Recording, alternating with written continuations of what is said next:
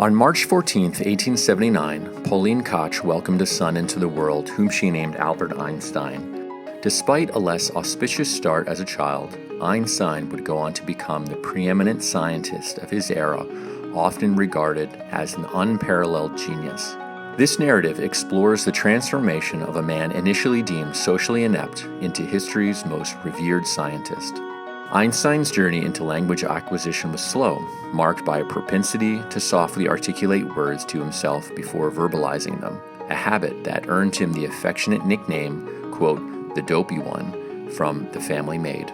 A year following Einstein's birth, his family, consisting of his father, mother, and uncle, relocated to Munich to establish an electrical engineering enterprise.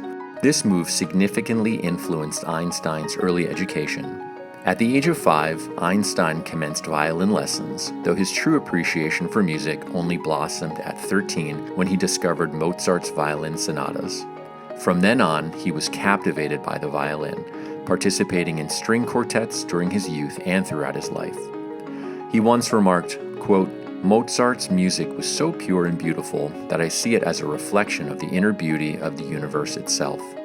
Einstein was initially destined to inherit the family business, but its failure in 1894 led to the family's relocation to northern Italy.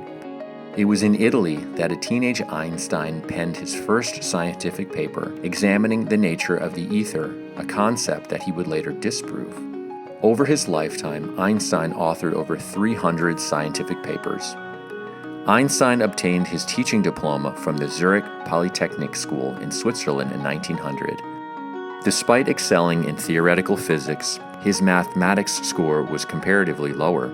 He later admitted, it was not clear to me as a student that a more profound knowledge of the basic principles of physics was tied up with the most intricate mathematical methods.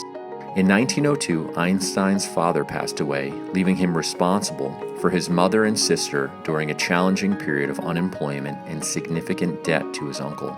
This financial strain steered Einstein toward socialist ideals, envisioning a global government in his later years. The same year as his father's death, Einstein fathered a child with Millie Revered, whom he met during his time at Zurich Polytechnic School. Although they married in 1903, little is known about the fate of their first child. It is speculated that she was likely adopted or lost to scarlet fever. In 1904, their first son, Hans Albert Einstein, was born. Despite holding a physics teaching diploma, Einstein struggled to secure academic employment and initially faced obstacles in pursuing higher education, such as a doctoral degree. Consequently, he accepted a position as a clerk at the Federal Office for Intellectual Property Patent Office in Bern in 1903, 2 years prior to introducing his special theory of relativity. In his own words, Einstein described some of his papers in a letter to a friend, quote, the first deals with radiation and the energy properties of light and is very revolutionary, referring to the photoelectric effect, which laid the foundation for quantum mechanics. Quote, the second paper is a determination of the true sizes of atoms, elucidating Brownian motion and substantiating the existence of atoms. Quote, the fourth paper employs a modification of the theory of space and time, encapsulating his special theory of relativity, which introduced a cosmic speed limit, the speed of light. Yet it wasn't until the close of 1905 that Einstein formulated his most renowned equation. This year came to be known as Einstein's miracle year. 1905 marked the year he completed his PhD at the University of Zurich, and before the year's end, he published a fifth paper, an addendum to his earlier work on the special theory of relativity.